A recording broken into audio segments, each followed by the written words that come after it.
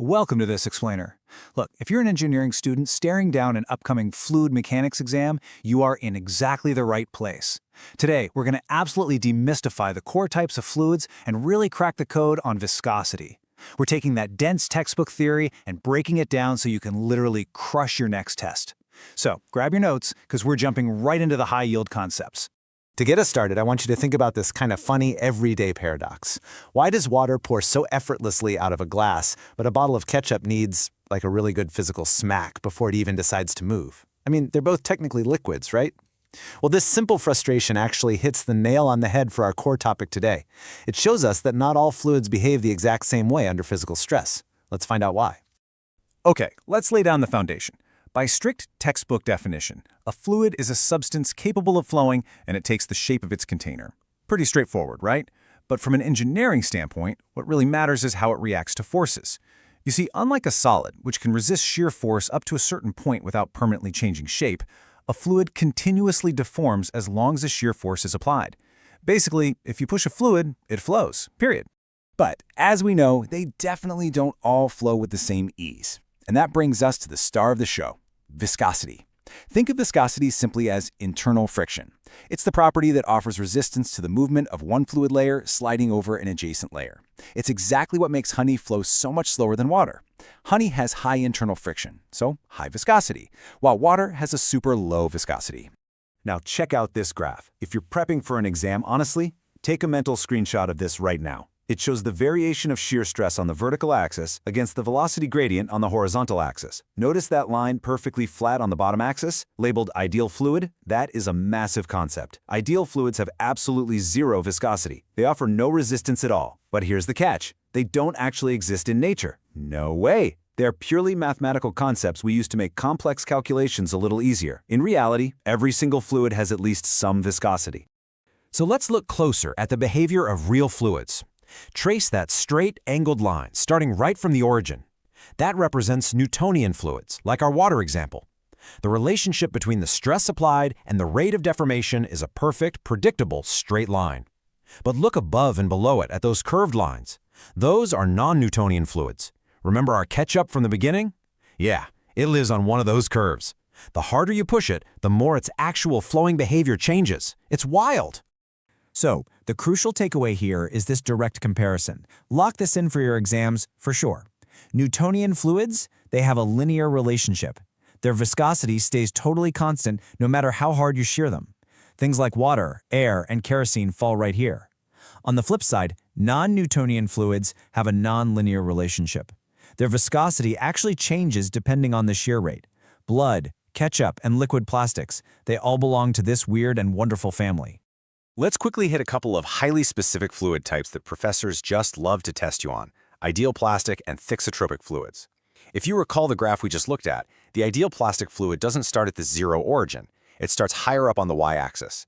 That means it needs an initial yield stress just to start moving. Think of squeezing a tube of toothpaste. It kind of acts like a solid until you squeeze hard enough, right? Thixotropic fluids are really similar, but they have a non-linear relationship once they actually do start flowing. All right, now it's time for the math. You literally cannot pass fluid mechanics without knowing this exact formula. This is Newton's law of viscosity. It simply states that shear stress is directly proportional to the rate of shear strain, which is also called the velocity gradient. The formula is tau equals mu times the derivative of u with respect to y. Let's decode exactly what you're calculating here so it's not just a bunch of alphabet soup. Tau is your shear stress. That's the force actually pushing the fluid layers. The variable du over dy is your velocity gradient. That's just how fast the fluid's velocity changes as you move across the different layers. And that mu, that is the constant of proportionality. We call it dynamic viscosity or the coefficient of viscosity. Basically, it's the actual number representing the fluid's internal friction. And this diagram brilliantly illustrates exactly what all that math looks like in physical reality. Imagine we have fluid trapped right between two parallel plates. The bottom plate is completely stationary, so the fluid touching it has a velocity of absolute zero. It's just stuck to it. But the top plate is moving with a force, pulling that top layer of fluid right along with it. As you move from the stationary bottom to the moving top, the fluid velocity increases layer by layer. That changing velocity over that distance y, that is your du over dy velocity gradient in action. Now, major warning here. This is exactly where professors will try to trick you. You absolutely have to know your units. In the standard SI system, dynamic viscosity is measured in newton seconds per square meter. But you're going to frequently see the CGS unit used, which is called the poise. You need to memorize this exact conversion. 1 poise equals 0.1 newton seconds per square meter. So if a test question gives you a value in poise, immediately divide it by 10 to get your SI unit before you do any calculations. Seriously, don't let them catch you on that. Okay, let's step out of the textbook for a second. Why do we even go through all this intense math? Well, because it literally powers the modern world. Automotive engineers spend millions designing engine oils that are perfectly calibrated Newtonian fluids, ensuring constant lubrication at crazy high engine speeds. And biomedical engineers, they have to account for the totally non-Newtonian flow of blood when they're designing things like artificial heart valves. Oh, and here is one of the coolest real-world case studies, printer ink. Printer ink is an absolute engineering marvel. It is specifically designed as a thixotropic fluid.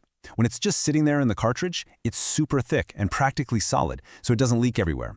But the instant the printer's roller applies a high shear stress, the ink's viscosity just plummets. It becomes thin enough to spray out in microscopic, perfect little droplets onto your paper, and then immediately regains its thickness so it doesn't run. I mean, that is applied rheology at its absolute finest. All right, let's bring it all home. Here are your absolute high-yield exam takeaways.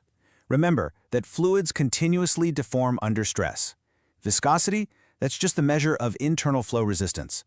Newton's law of viscosity, tau equals mu times du over dy, is the defining rule for Newtonian fluids. And whatever you do, make sure you can draw and label the shear stress versus velocity gradient graph from memory, easily identifying Newtonian, non-Newtonian, and ideal fluids. So, you've got the basics down, but I want to leave you with a fascinating thermodynamic twist to think about before our next explainer. Based on everything we've just learned about molecules sliding past each other, how do you think temperature changes affect viscosity? Here is a little hint. Heating up a liquid actually decreases its viscosity, but heating up a gas increases its viscosity. Why do you think they behave in completely opposite ways? Think about the forces between those molecules, and we'll unpack that exact mystery next time. Thanks for hanging out and learning with me today.